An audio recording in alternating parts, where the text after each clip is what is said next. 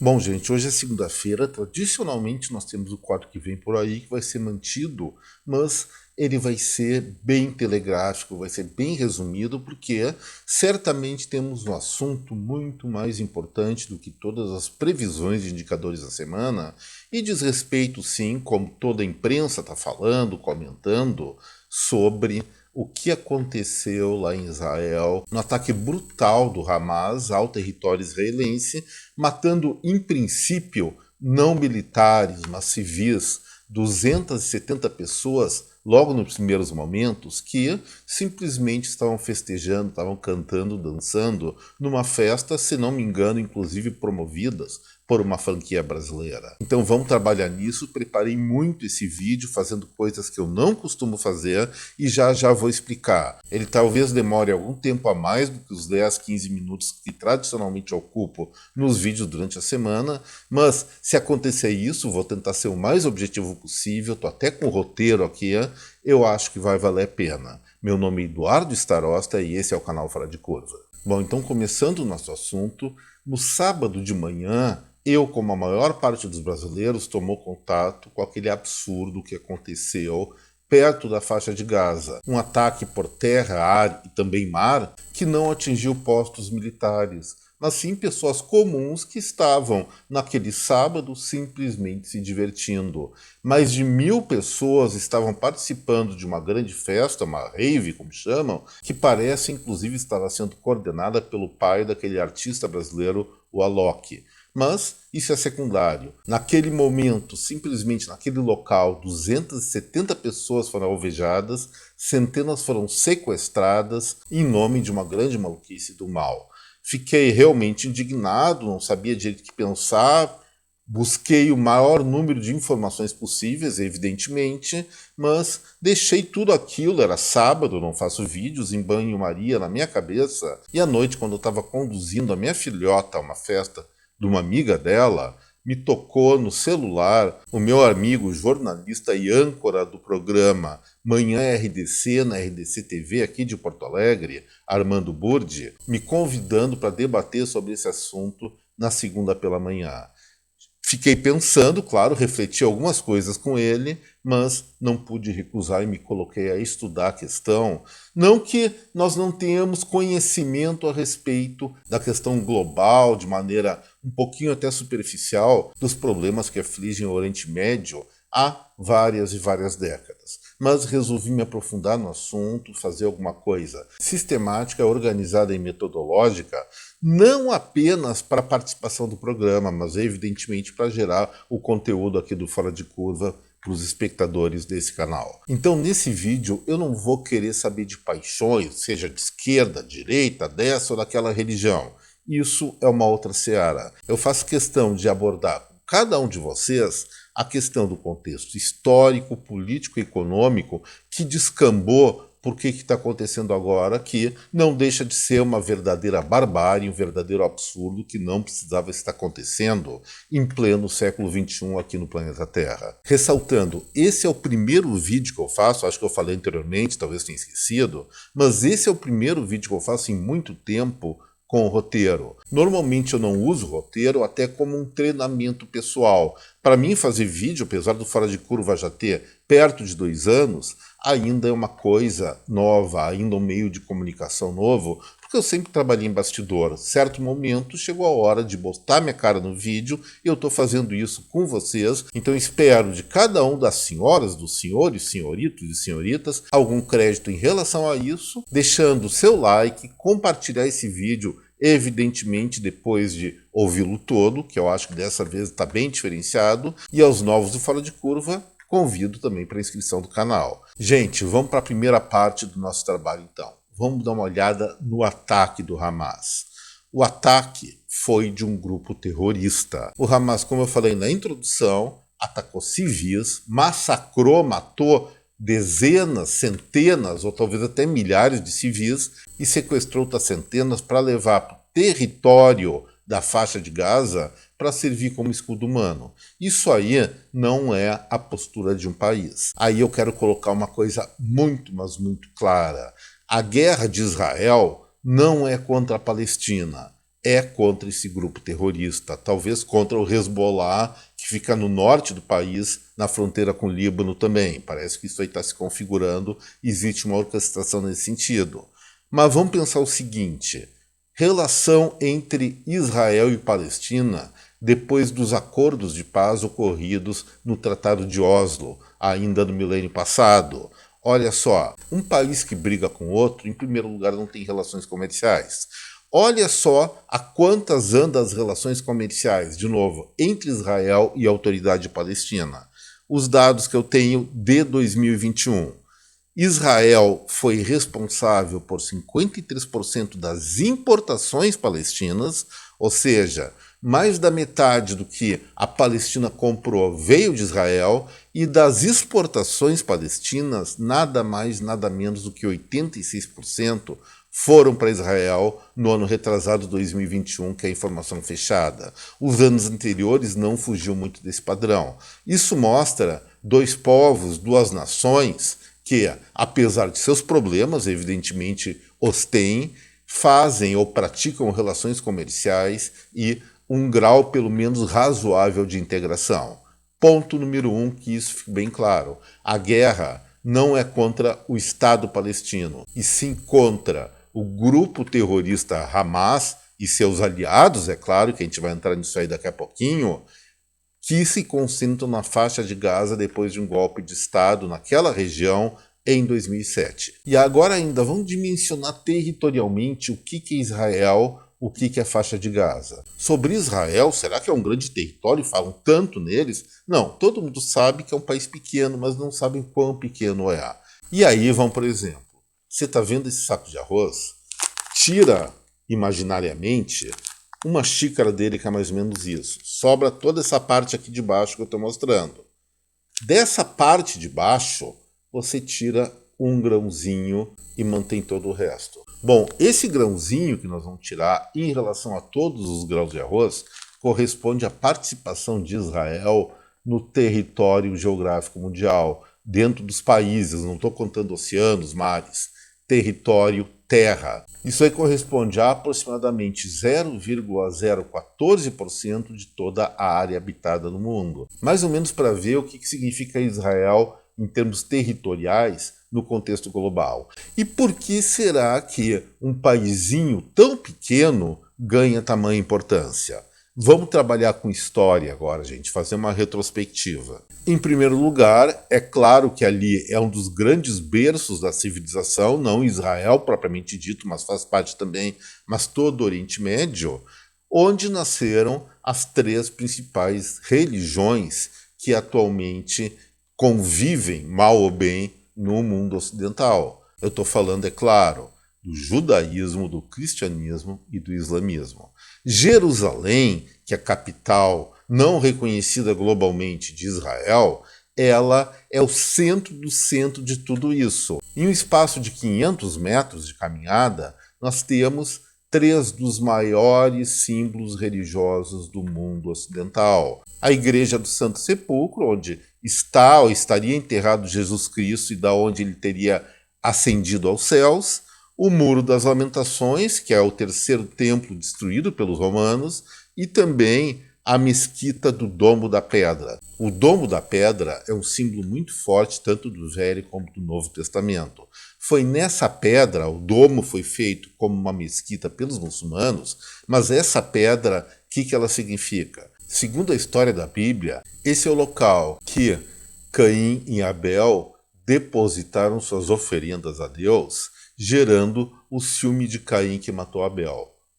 Então, um símbolo muito forte. Também para o judaísmo, ali foi exatamente o ponto onde Abraão, o primeiro profeta do judaísmo, foi sacrificar seu filho Isaque por Jeová, Javé, um dos nomes de Deus, segundo a tradição israelita. E nessa história que eu lembro, quando a criança me contaram do Velho Testamento, na última hora Deus impediu esse assassinato, colocando isso como teste de fé.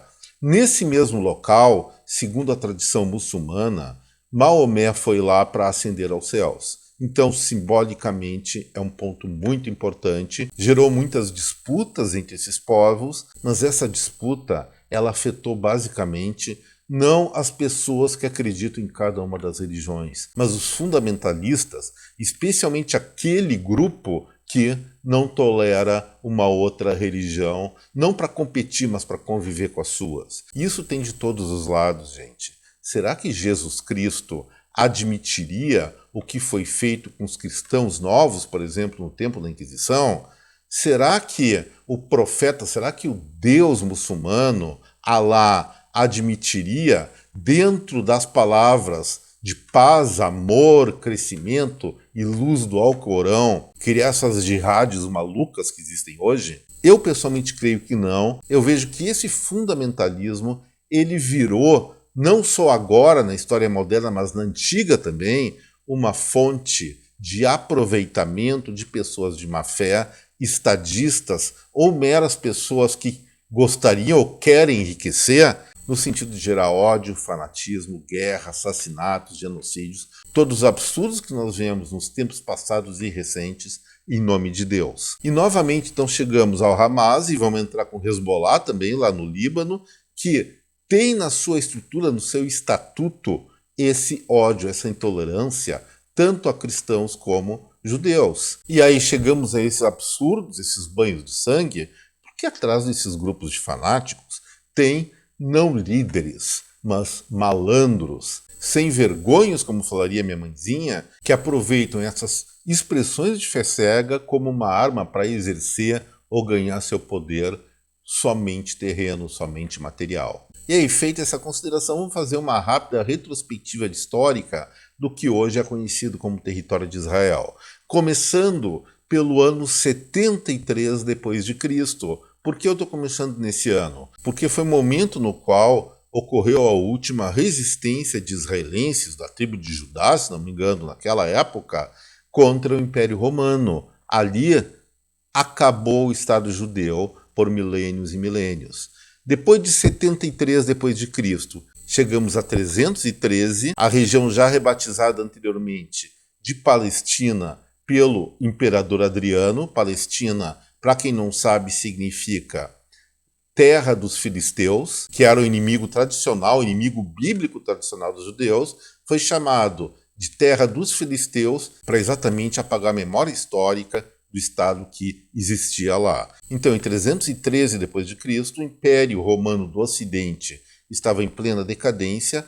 Aquela região foi passada por o Império Romano do Oriente, ou Império Bizantino, pela divisão dos dois impérios romanos. Passou mais alguns séculos, em 639 começou o domínio árabe. Vamos ver, 639. 4 anos, então, após a morte de Maomé. Ou seja, aquela parte do mundo até a partida do profeta do Islã não pertencia a essa religião. Tinha outras religiões, talvez politeístas, alguma mistura, que aí eu não sei o que é. E continuando, em 1099 muda novamente o mando daquela área, passando para os cruzados. 1291, domínio mameluco, capital era Damasco, mas a região em si, que hoje é Israel, ainda era mais ou menos abandonada, tinha algumas povoações, mas nada de organização de Estado, de sociedades mais complexas.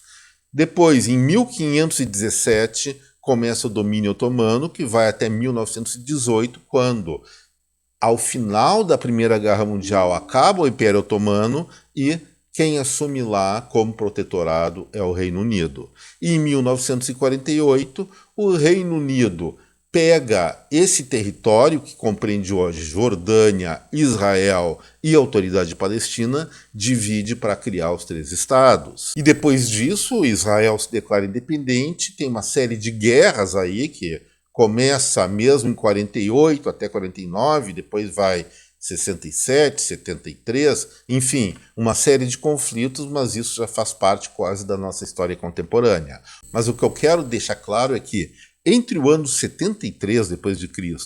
e 1948, a região foi dominada por vários povos, vários estrangeiros, mas nunca abrigou alguma coisa próxima de Estado, de nação. E aí, se não existia um Estado, não existia uma nação naquele local, por que deu essa treta toda ou dá essa treta toda? Tem explicação. Lá em 1948, quando o brasileiro Oswaldo Aranha aprovou na ONU a criação do Estado de Israel e também dos palestinos, que acabou só se configurando muito depois, houve de pronto, após a declaração de independência de Israel, uma invasão árabe de uma guerra que durou muito tempo, de 1948 a 49. Nesse momento aconteceu uma coisa. Quem apoiou Israel foram os países ocidentais, mais notadamente naquele momento França e Inglaterra. A Rússia, na votação da ONU para aprovação do Estado de Israel, imaginava, dada a tendência dos políticos israelenses da época, que o futuro país ia ser alinhado aos soviéticos. Falavam em kibbutz, falavam em socialismo, mas o que aconteceu? A aliança israelense foi com o mundo ocidental. Isso fez com que o então Império Soviético mudasse a postura e, se contrapondo à França, Inglaterra e Estados Unidos, que depois formariam a OTAN, passasse a apoiar os povos árabes, construindo um discurso. A inteligência russa construiu um discurso bastante contundente sobre o anticolonialismo, o segregacionismo do povo judeu, que foi criado naquele momento, que até hoje é bem atual dentro dos discursos, não só dos povos árabes, mas como também da esquerda mundial. Mas tem uma coisa, por que os soviéticos e depois o que se formou a OTAN tem tanto interesse naquele local? Não é exatamente sobre Israel, mas sim a riqueza do Oriente Médio, que envolve vários outros países, envolve o Golfo Pérsico, a Arábia Saudita, envolve Iraque, envolve Irã, enfim, uma série de países onde naquela época concentrava a maior parte da produção e reserva de petróleo do mundo, quando o planeta Terra passava a depender cada vez mais desse tipo de energético de combustível. E aí, então, evoluindo, nós tínhamos uma contraposição entre países de orientação socialista e países capitalistas, onde no meio estava o Oriente Médio, e no meio desse meio, como argumento, inicialmente com fins religiosos, mas puramente geopolíticos. Então ali naquela área confluía muito dois grandes grupos geopolíticos em choque. Mas passou o tempo, a coisa foi administrada, porque tanto um lado como o outro tem e tinha armas nucleares, isso é destruição em massa da humanidade. Então, para evitar uma situação de guerra extrema, havia sim alguns conflitos por procuração.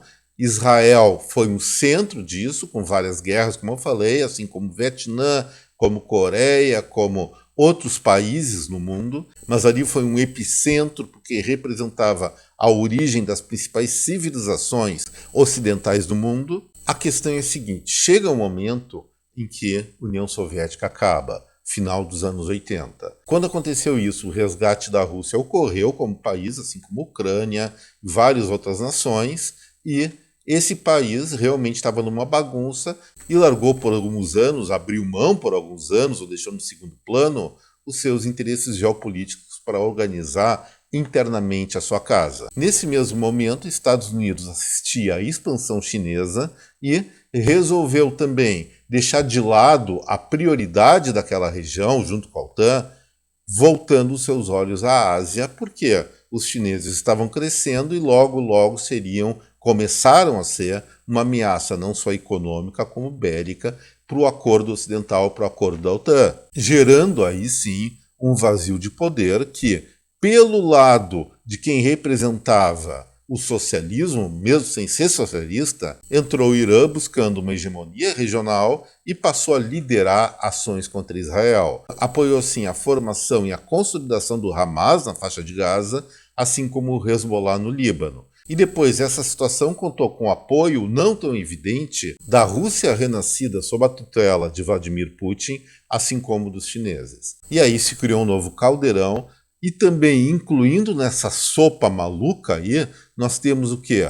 Uma aproximação da Arábia Saudita, Kuwait, Emirados Árabes e outros países produtores de petróleo ao lado ocidental, fazendo, inclusive, junto com o Egito, é claro, e Jordânia, buscando normalizações diplomáticas com Israel. E se isso se consolida, é a grande derrota geopolítica do Irã e, claro, de seus parceiros eventuais ou supostos parceiros, Rússia e China. Aí nós chegamos nesse momento que seria um ponto histórico da normalização diplomática entre a Arábia Saudita, especialmente, e Israel, que há uma quebração de pratos. Irã financia assumidamente o treinamento e armamento dos terroristas, tanto do Hamas como do Hezbollah, com também comprovadamente armas norte-americanas que foram deixadas por esse país na fuga ou na saída estratégica deles do Afeganistão, e isso gerou a ação militar que nós começamos a assistir no sábado.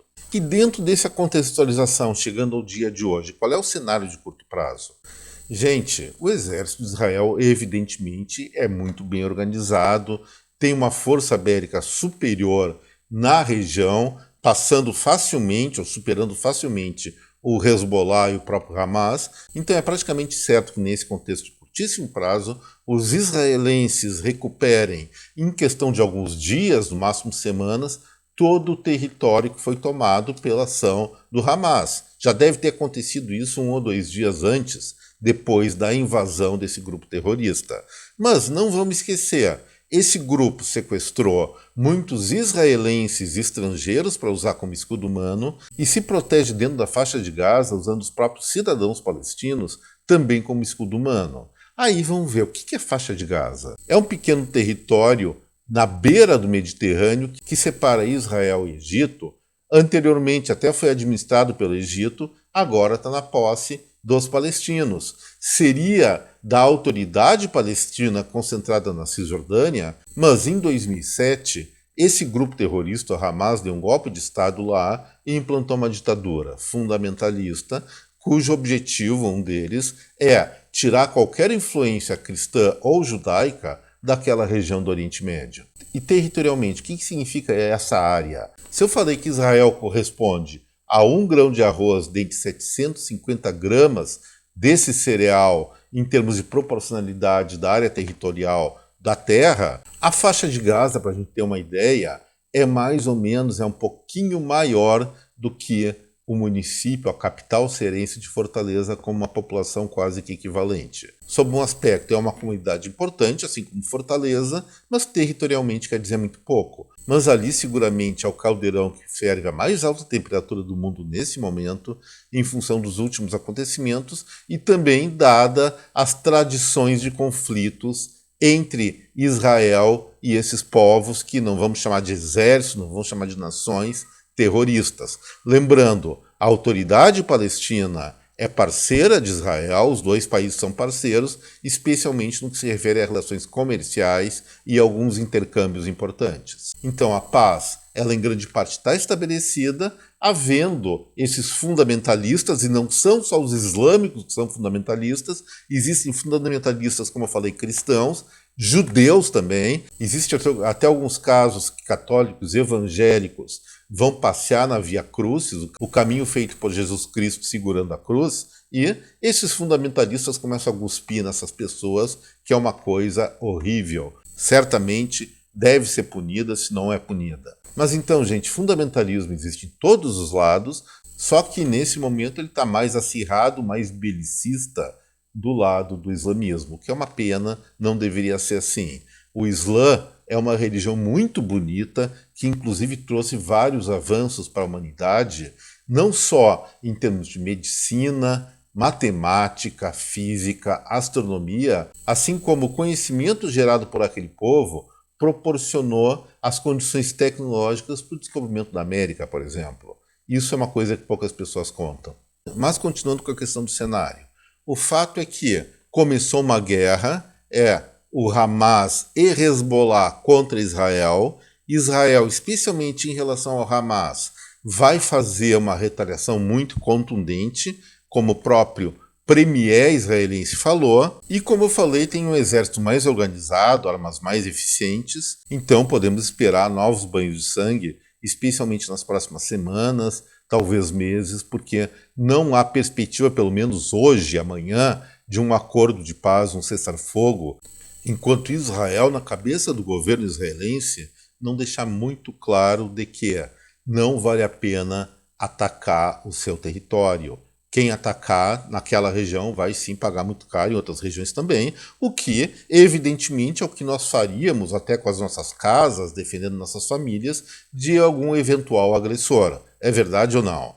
Olha a besteira que foi feita na Ucrânia quando os russos atacaram, tomaram a Crimeia, depois de alguns anos ficaram mais encorajados ainda e tentaram papar todo o país. E aí sim, a Ucrânia reagiu como Israel está reagindo agora, mas com uma diferença que o poderio bélico israelense é muito maior do que a Ucrânia tinha até alguns meses atrás. Agora está melhorando por incentivo, por apoio do Ocidente. E nesse ponto até tem uma suspeita de que esse ataque feito pelo Hamas, é só suspeita, é uma fofoca que existe dentro dos debates sobre esse assunto, que esse ataque do Hamas ele foi orquestrado não apenas pelo Irã, mas pela Rússia também. Eu não sei se isso é correto ou não, só estou citando o que está sendo comentado, como forma de tirar um pouco a atenção da guerra exatamente entre Rússia e Ucrânia, ou dividir os recursos do apoio da OTAN entre os dois países, enfraquecendo a Rússia.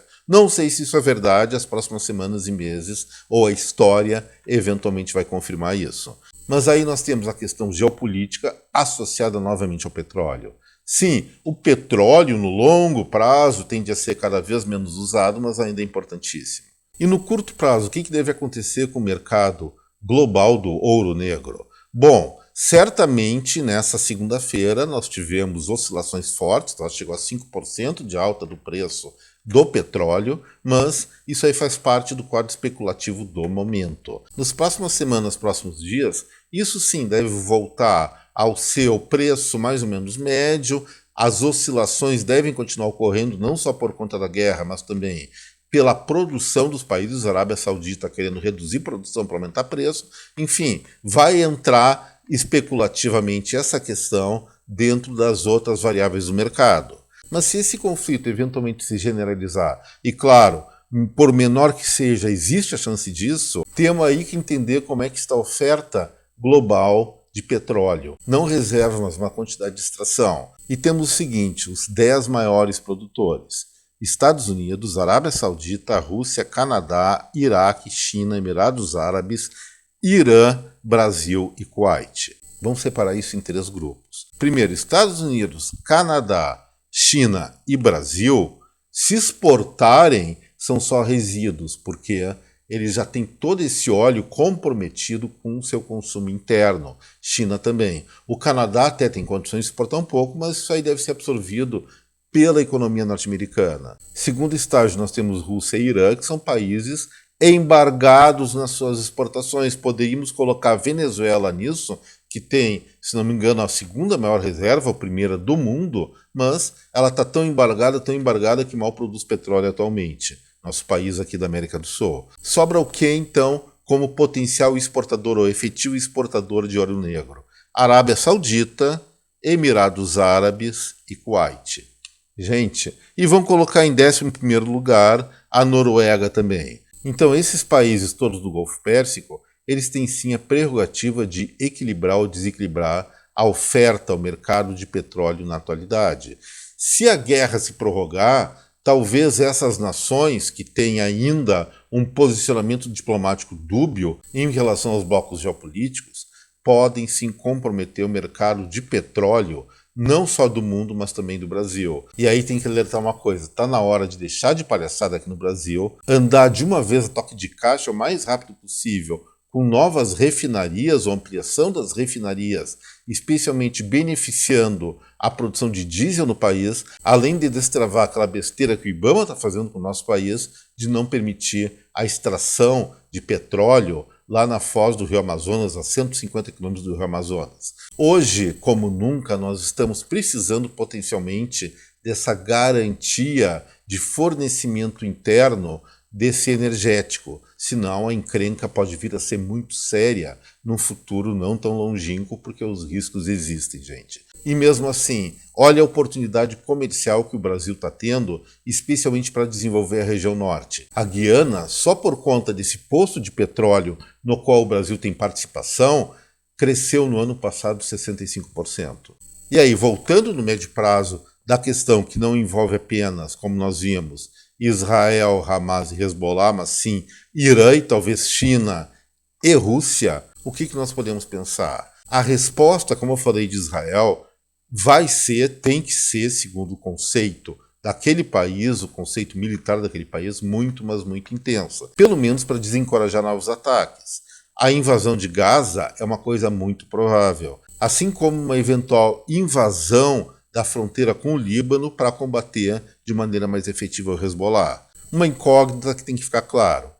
O Hezbollah e o Hamas, eventualmente, têm poder de resistência além de alguns dias ou semanas para suportar o ataque israelense? Se a resposta é sim, isso aí provavelmente vai acabar naquilo que eu comentei antes.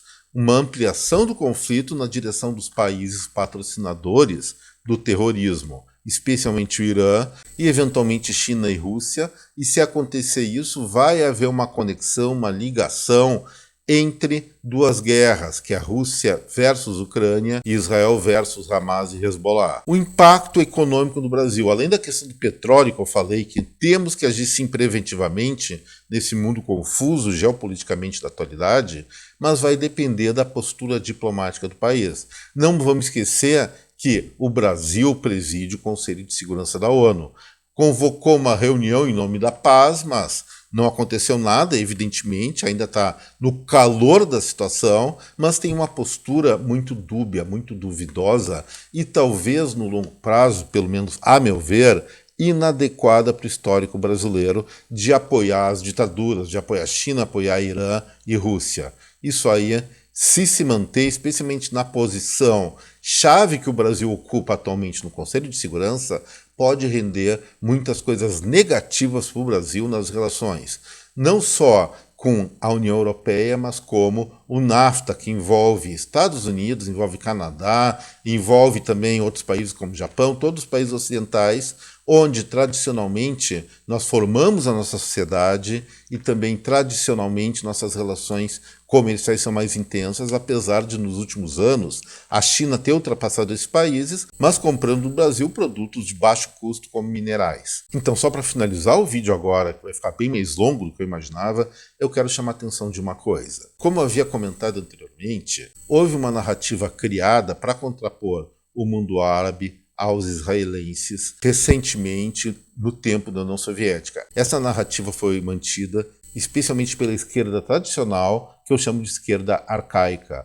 A esquerda moderna que nós encontramos na maior parte da Europa, muitas sendo governantes de países, não tem esse discurso mais, de neocolonialismo, de exploração de uma série de coisas. E aqui no Brasil, lamentavelmente, grande parte dessa esquerda mantém esse discurso de ódio formado através de mentiras para justificar uma opção ideológica que não tem mais lugar no mundo atual. E isso pode gerar vários desastres internos, não só em relação à política internacional, mas também na direção que vai tomar os rumos do nosso país. Estamos sim envolvidos até o pescoço nesse conflito de civilizações e é melhor começar a pensar mais inteligentemente, porque senão vamos ser uma grande vítima também do fundamentalismo, do fanatismo e da burrice dos extremismos. Gente, o vídeo era esse, ficou, como eu falei, um pouco mais longo, ou bem mais longo do que eu imaginava, mas acho que documentalmente, pelo menos para mim, é importante deixar essas questões muito claras. Agradeço a atenção de cada um de vocês, não esqueça do like, do compartilhamento, da inscrição. Um forte abraço a cada um de vocês, até breve, pessoal. Tchau.